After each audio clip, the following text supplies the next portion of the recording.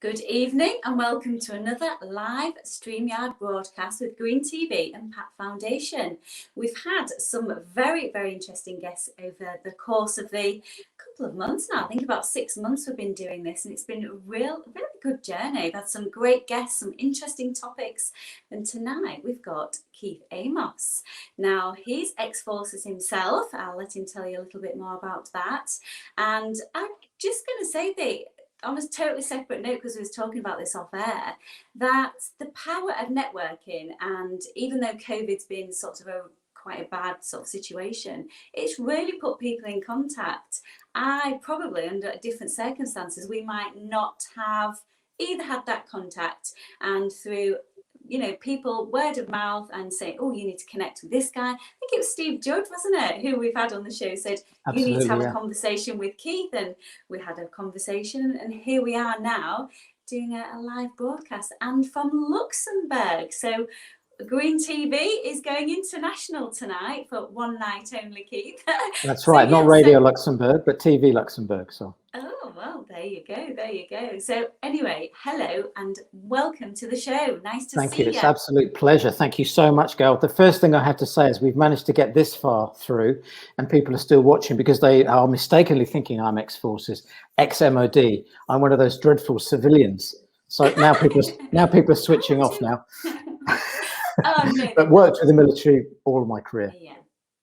Yeah, that's probably a mispronunciation on my part. Then I consider us all under the same bracket and all under the same. Well, the great thing about we're all working together for that common denominator. Exactly. So exactly. So tell me about that work, then, Keith. We'll lead sure. on Thanks, Gail. First. Well, the first thing is that I started off my career joining the UK Civil Service and joined the UK Ministry of Defence until I knew what I really wanted to do. I think a lot of people do that. They join something and then they end up 40 years later or something, finishing their career with them, if you're lucky. And I was very lucky. I had a great career. So I was able to move around a little bit. I managed to spend some time up in Whitehall in the days of Heseltine and Thatcher. Yes, I am that old.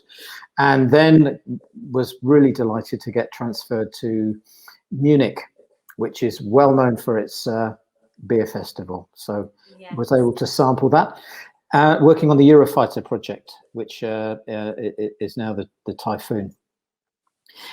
A lot of other stuff I'm very happy that I did, but I ended up working with NATO and around different places, a bit in Norway, a bit in Brussels, and finally in Luxembourg. Yes, there's a NATO place here, quite a big one in Luxembourg. So the small Principality of Luxembourg, the size of Kent, 500,000, 500,000 people, something like that. And yes, it has a NATO headquarters. So that's how my career ended in NATO, to do what I'm doing now for about the last 5 years, which is I'm a career coach. Yeah, so lead on to that. Obviously, different. Well, actually, no, our worlds are probably a little bit similar in the fact. Obviously, I do the recruitment side for the veterans, but I do offer support and coaching and give them advice in the world of work, etc. So we're probably not poles apart in that sense. And I think on LinkedIn we've kind of liked each other's quotes and posted things in that sense. So why did you decide to go in that direction? What motivated you to think, actually, I want to be a coach here? Well, another big turn off for people now. So the rest of them can, because I was in human resources, or human remains as it's typically referred to. I've got your HR on my back too, so I'm with you on that. With human resources, nobody knocks on your door and says, thanks for paying me. People knock on your door and say, I have a problem, I have an issue which needs to be solved. So there's a lot of that in that world, except for the area of training and development. And that's where I ended up, very luckily. And there you do find people genuinely pleased because you've maybe been able to arrange for them to get onto a training course, some form of development course, and you've seen them benefit, they've seen themselves benefit. And then they do come back and say, that's great, thank you. So I think in terms of a fulfilling job, that was something that I really loved, the fact that people were getting something out of what myself and the others who were working with me were doing. Yeah. So, and I thought that, well, yeah, why don't I actually do that as a second career, so to speak? Military people will certainly resonate with this. you've done what you would consider to be your main career. You leave it a little earlier than you think because you're still relatively fit and able. And you're thinking, well, what do I do for the next 10, 20, or 10, 15 years? Yes. And so I did all the coaching qualifications, whatever you needed to do, and ended up doing that, which was absolutely fantastic. I really love what I do. Oh, that's absolutely great work. I mean, it is about helping them and putting, them on the path and giving them a bit of guidance. I know I found that here over in England. So is it a different market over in Luxembourg? Is it a different way? Because obviously, you're from the UK. What's the difference in terms of lifestyle over there? Is it more helpful and beneficial? So, say, do the government give you more help? I know the UK hasn't as good help and support as, say, America. What's it like in Luxembourg? Well, we're a tiny little principality. It has a Grand Duke who heads the place up, the royal family as such, but it's incredibly rich. I mean, it has something like the gross domestic product of Qatar. It's full of banks, and it's where literally, I don't think there's a bank that's not here, and it's where the EU keeps its money and where a number of EU institutions are, as well as NATO. So it's not a big place, but it's a very wealthy place. So in answer to your question, actually, they have a very sophisticated system for dealing with people who are made redundant or are looking for jobs, and that's impressive. The drawbacks for us Brits or Americans or mother tongue English speakers is that there are 3 official languages in this country. So it's German, French, or Luxembourgish, which, yes, indeed, is actually a language. Yes, and so you need to have a knowledge of really one or two, certainly one of those if you can, to get by. However, actually, there are big companies here where hardly a word of, don't tell anyone, but hardly a word of French or German is spoken. For example, Amazon is here. Bit of tax avoidance going on there. I didn't say it. Amazon is here. Microsoft is here. Controversial Already, allegedly.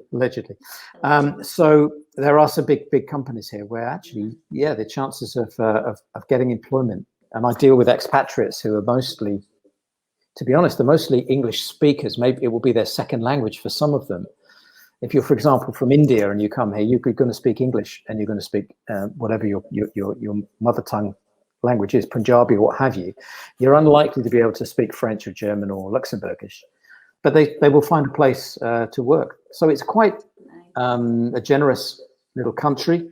They're quite modern in their outlook.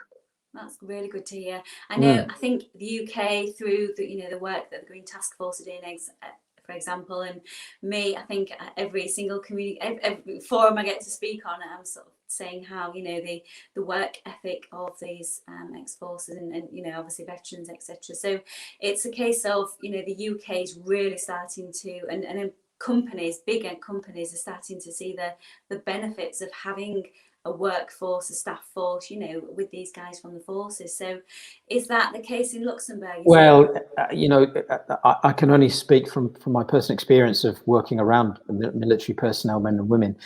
And I think probably, if I'm going to be of any value to your ex-forces people tonight, I say that one of the problems is that often they don't recognize what they have actually just through their pores, instinctively.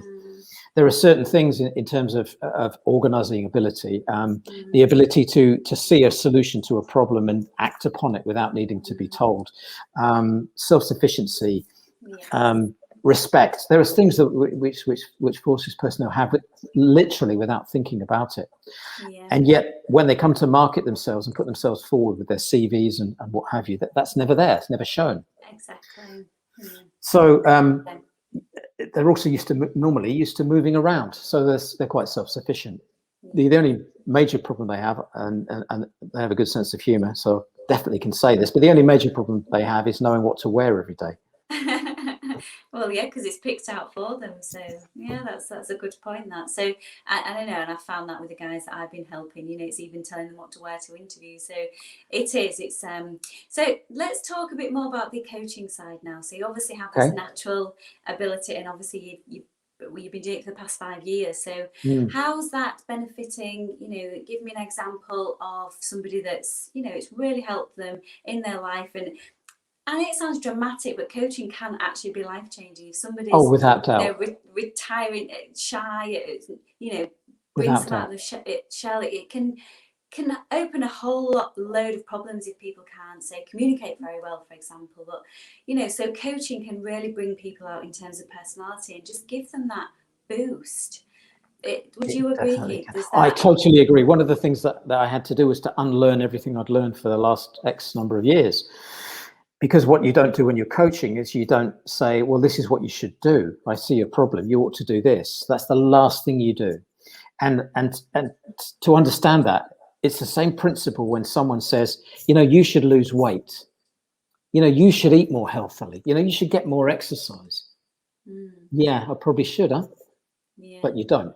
No, because it comes to you when it's inside you, when you yourself realize, actually, there are benefits in me if I lose a bit of weight. There are benefits for me, and I quite enjoy it when I exercise. Yeah. When you convince yourself, when you come up with that eureka moment, then you make that change. And gosh, the whole world is full of everybody telling you what you should do, how you should do this, how you should do that, what you should buy, what you should eat. So coaching helps by listening mostly and just asking questions, can help somebody to kind of reset themselves a little bit.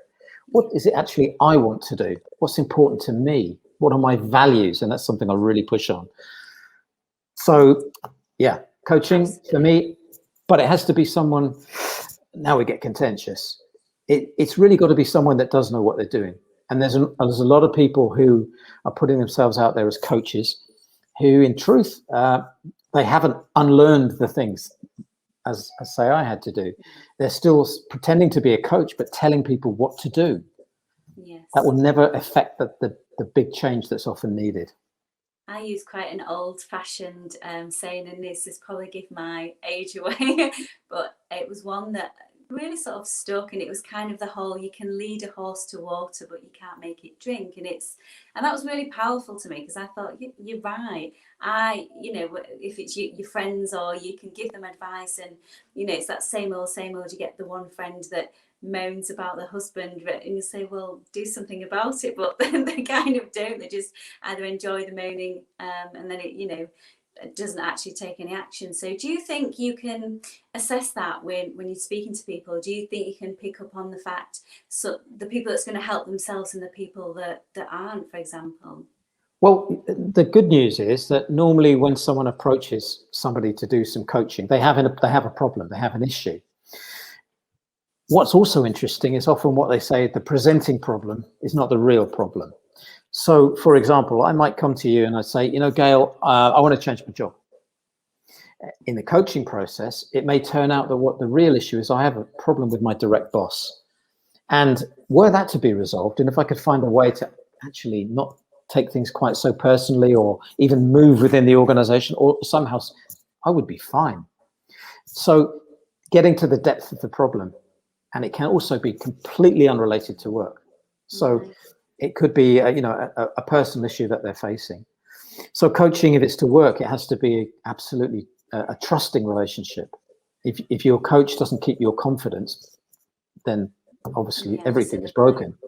Absolutely. So what would be the best coaching tip for, say, we have a wide range of viewers that watch the Green TV, but, the veterans that are watching this now, what would be a little bit of a help or a tip, without giving, obviously, too much of your valuable experience away? No, of course not. So know yourself. So it's know yourself, know what you want, know how to get there. Right. Know yourself. You need to really understand your personality. Yes. You've probably in the forces done tests and so on. Do another one, a proper one, not one off the internet for cheap. But do something which really it tells, with your extrovert, introvert, thinking, feeling, whatever these things are. So you know it, to refresh your mind. Because if you're an extrovert, you're going to like a certain type of role. If you're an introvert, it'll be totally different. Know your values. Personal values are the key to everything. If you have if you have personal values in the line of something like fairness, equity, you don't like bullies, whatever you have in your makeup. Again, you need to know that to avoid the type of work where that thing would feature if you want to be happy. And the third one is say know how to get there. To get there nowadays means CV, maybe cover letter, networking, going along to various evening functions and so on, learning, maybe picking up a new skill. So there's a lot to add to that. And there's self-promotion in there, isn't there? Without doubt. Promoting yourself. So it doesn't come easy. That, Keith. Yeah, no, thanks pleasure. for that. I just kind of wanted to, I've got somebody like yourself on the show who's mindful of experience. It's nice to give back to, and hopefully somebody watching this tonight will think, well, actually, I need to, sit down there and work out sort of my core values are. Maybe I can give you a little thing, if I can, Gail, and to anyone that's watching, because if you ask somebody, if I ask you now, what are your values? You may come up with 2 or 3 things. And you may say, I like fairness, and then you'll look to the sky and so on. If I ask you, Gail, what really gets you going? What winds you up? What angers you? When you see it, it frustrates you. When you hear it, it really gets you going. That's the core. Yeah. Because whatever it is that gets you agitated, upset, angry, what have you, the opposite will be your values. So if I hate to see unfairness, one of my personal values is fairness. Yes. So it's a simple exercise you can do, and really, it's powerful. Yeah, it's powerful. That's really good. And if people, because like you say, it's a question, what like we've said, the 3 core values, if you actually flip that over and say, what fires you up, what makes you angry, you can then obviously, that's a really good way of looking at it. And thank you for sharing that, because there'll be people watching it tonight going, actually, and it, even if we help one person, that's the aim of the game. So that's the coaching side. So I was going to mention, here in England, we've got some lovely weather at the moment. So tell me about Luxembourg. What's the climate like there? Is it nice? And because me being a nature lover, look, I've even brought my nature. Obviously, this isn't native of England. However, it's always good to be surrounded. We spoke about this for anyone that's watching, of course, now, who switched back on because they're now interested again. We spoke about the joys of walking in nature, and that in some way that for some people that used to be seen as a bit, I don't know, it's a bit mamby-pamby and a bit hippified, a bit way out there, isn't it? It's exactly. considered very. But with your work, with your plant a tree and all this, anyone that's been out there and has experienced nature in the raw, they know that it gives them something. We don't really know what that is, but it's some sort of connection that we have, and soothing. Even the color green, there's something about it. There's something about life going on around you. If you just stand still, just for a minute, and just look, there's life going on around you, birds, whatever it is. I find as well in terms of the mental health side, it's kind of, sometimes if you have a problem in life, everybody, has ups and downs. Life is a journey, isn't it? It's ups and downs, and that's what it is. It's kind of when you go out into nature, you kind of feel, it makes me feel small. People watching this who know me will laugh because I am actually small. I'm only 5'2". Actually, physicality. You're 6 foot something. Okay. I'm small. Oh yeah, I'm 6'5". Well, no, I'm only 5'2". So I actually was 5'3" not so long ago. I think I'm shrinking with old age. However, it just makes you, metaphorically I'm speaking, it just makes you feel, small, and in the big picture, nature with these grand, big trees and that have been there for hundreds and will still be there when we're not, it kind of, it gives you a good perception, I think. You mentioned a really good quote, didn't you? Just before. Well, it was a quote which is anonymous, but it's along the lines of proverb. Yeah, was it? Chinese proverb. We could say anything. I think people would believe us, Gail. Don't worry, we'll edit it afterwards and make it sound like we really knew what we were talking about. But it's something like, blessed is the man who plants a tree under which the shadow he will never sit. And that's really what I love about what your people are doing there, because some of these trees, particularly the oaks, they're not going to reach maturity for another 50, 70 years. And with the best of all possible luck, some people will just of natural old age have faded away. So doing something like that, where you're doing something for the future, is incredibly valuable. I just love it. I'd have to say that one thing that is also probably as important and little overlooked, I love the idea of planting and replanting trees, but I would also love to see less chopped down. And here, what I've noticed is that when an old building is up for sale and the developers move in, even though it's got a lovely garden and some beautiful plants and trees in it, developers come in and they just flatten everything. They take everything out. That's really, you have to start again. Yeah, I suppose in terms of developing, that is sad. I mean, natural ecosystems, trees have to be chopped down sometimes, and sometimes they do. Yeah, there's a natural ecology of things. Yeah, that's why we have tree surgeons and horticultural people that look after and maintain the earth. But you're right. I suppose there's a lot of if nature's been chopped down, drummed down for, I suppose, commercial, it's a double-edged sword, isn't it? We need houses as people to live in. However, some of it, like you're saying, is very unnecessary. Well, it is. And what's the situation in the motorways there? Because many years ago, the idea was that there would be these wonderful green corridors either side of the motorway. So we'd be spewing out the noxious fumes, but there would be trees each side. Last time I went down the M4 or the M3, I didn't see a lot of that. I saw an awful lot of of destruction of those.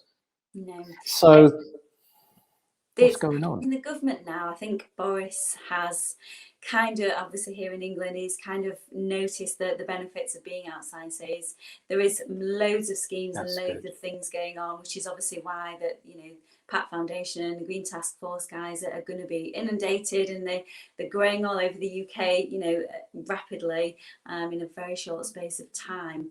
And with the Queen's Canopy next year that, the guys are going to be involved in, it's, she said, don't send me a birthday card, plant a tree. I mean, what a great, fantastic. That's fabulous news. So yes, it doesn't solve the problem of, these developers chopping them down and ploughing things down. However, if you think about it, if everybody in the whole world planted a tree, people like to do once something a month. Do you know what I mean? Yeah, I mean, massive difference. As human beings, I think we like to do something worthwhile, and we also like to be fulfilled. And doing something like that with our hands, as you say, something practical, is hugely beneficial in that way. But it's not for everyone. I mean, and so there will be some people who would say, well, actually, I'd rather spend all my time in the kitchen, because that's what I'm good at. I'm great at making whatever that happens to be, and we've got plenty of shows on the TV. But whatever that thing is, that creativity part that we all have, can be playing a musical instrument, can be doing painting, but painting, producing something can be great. But what I noticed about the Pat Foundation and some of the videos I've seen of yours is that there's this wonderful side effect of people getting together with a common cause, and that's whether you're civil service or military. You're all in the same boat. You kind of, if you all feel like you're working together towards a common end, that's it, isn't it? Yeah, you work together, you have common goal. And it is, and for the guys, I guess, with the veterans guys, when they all get together, it's like they're out in nature, and that's scientifically proven, with your immune boosting and everything else, there's actual science to back that up. So it's not just the hippies saying, oh, it feels good, let's do it. And, they're all chatting, and it's the camaraderie. It's like they're all, whatever service, it's like they've never been away from each other. And that's wonderful. Really nice. And I think in terms of coaching and people, like myself, Keith, with what you do, I think that is the key. It doesn't matter whether you're ex-forces, whether you're civilian or whatever. There's no real divide. We're all people. We're all human beings, and we all have feelings and emotions, and we absolutely do. We absolutely do. What are the types of trees that are being planted, Gail? What are they doing? Are they we've had a great conifers or question mixed through. or It's a mixture. There's they grow in loads of different ones. We've actually coming up towards the end of the tree planting season now, because it only runs obviously certain times of the year. So it's a mixture really. So there's not any one specific. There used to be, but as things have evolved and grown, there's quite a few now. So fantastic. And if people want to ask questions, we've had a few sort of come through. We can answer those. That's great. No, I just saw that one pop up, and I thought, well, that's a pretty good question to ask, actually. Can I just pick you up on that point there about we're all the same? So, having spent my career in the public sector, and your people, many watching, will have spent their time in the public sector too, albeit in the forces. There are certain things which you get told, and there are certain things which you believe. And one of the things you believe is that things that you see happening in your work here in the public sector would never happen in the private sector. The sort of things that are allowed to go on could never happen in the private sector. These sorts of inefficiencies, the sorts of bad management, whatever it is, whatever the issue could be. And you'll hear people say, oh, it can never happen. They're in the private sector. They know what they're doing. So my shift was a big one. It was from very much pretty much all my career in the public sector into the private sector. Yeah. What a realization that was. There's just as many bad managers, inefficient people, great people, wonderful leaders. There's everything, both private sector and in public sector. So even in the forces, which I know, of course, you're stacked full of great people and great leaders. But one big mistake may be to consider that in the private sector, they're somehow very different. And the types of people, I'm not talking about the way they do their work, but the types of people are going to be so different from you. In reality, they're not. They're just not. And so they have the same problems that you have. They have the same kind of concerns and the same aspirations, that has really come out during the coaching. Yeah, definitely. Well, you certainly know your stuff, and thank you so much for giving everybody a really good tip there. I like knowledge, and I usually bank sort of that in. I will after the show. I'm pretty much. You'll try it. I know my goals, my dreams, what fires me up, and what makes me mad, happy, sad, or whatever. Because I've done that work. But is there anything else you'd like to add to our little chat tonight? I think we've talked quite a lot with all the different topics. Is there how do people get hold of you, Keith? So if somebody's watching this would, like sure. A session. The simple thing is Keith Amoss with a .com.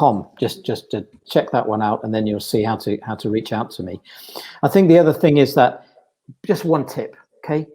Don't rule yourself out from an opportunity. If it happens, let them do that. Right. So don't rule yourself out. No, don't say, oh, no, I'll never get that job. Yeah, I agree. It's always a no unless you ask, isn't it? It's absolutely. Concentrate on the key requirements of the job. Look at your the competencies, the key competencies. Normally, it's spelled out in an advertisement. What's essential. If you match those essential criteria, go for it. Desirables. When people prepare job descriptions and adverts, they're looking for Superman or woman. Superman, Superwoman, they don't exist. They'll make compromises. So the desirables, they'll forgive if you have the essentials. Yeah, totally. Oh, thank you, Adi. Thank you, Gail. It's really lovely to speak to you. He's put in your details too. So thank you. Thank you very much. Yeah. So if you didn't sort of catch that, then he's just putting it along the screen at the bottom to get hold of Keith. So wonderful. We'll put this out onto the social media channels as per usual.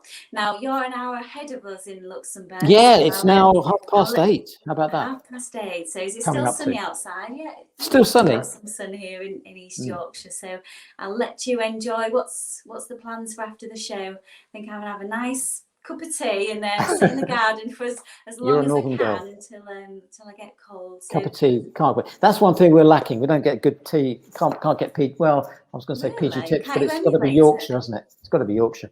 Well, we could do. It's got to be Yorkshire tea. Yeah, definitely. It's funny though, isn't it? How the little things that you miss. I mean, the travel and, you know, going to different places it excites me a lot, you know, and obviously, especially in lockdown, we've not been able to do anything. But it's funny how you do sort of miss those little British things, I guess. So. And the weird thing is, I don't know how long this is going on, but you've got me on a roll here. So what happens is you miss things that you know you would never have eaten when you were back home. So for example, you see the British shop Frey bento steak kidney pie, and you think, oh, I'll get that.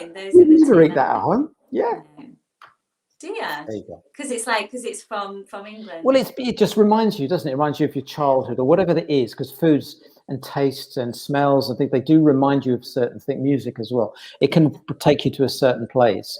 So yeah, sometimes you can be, you know, you need English mustard, nothing else will do. But you can't get any. Nostalgia. Well, on that note, it's been lovely chatting and finding out all about you, Keith. I know our viewers will have loved watching, and if anybody wants any more information, you know, do reach out to Keith. He's a master at his game and what he does, and makes that, you know, a massive difference to people's lives all over. All over Luxembourg at the moment, isn't it? And beyond. Well, and beyond, yes. And beyond. There you go. So thanks ever so much for chatting with us. Thank you, Gail. Really appreciated it. No worries at all. Thank you. Have a lovely rest of your evening. Bye for now. Bye now.